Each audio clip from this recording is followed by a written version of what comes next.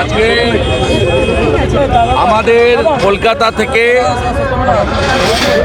যারা পথসেবক গেছিলেন লক্ষ লক্ষ, তার মধ্যে রাম কোটারি, শরৎ কোটারি, তারা রাম জন্মভূমি পুনরুদ্ধারের জন্য আত্মবলিদান দিয়েছে।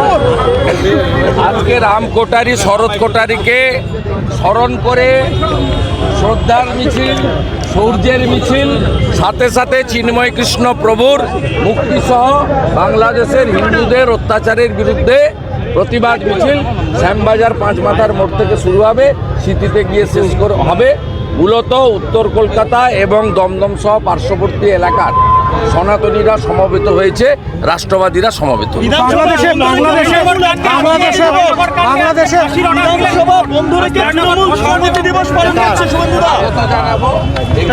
যত তাড়াতাড়ি হয় তত ভালো।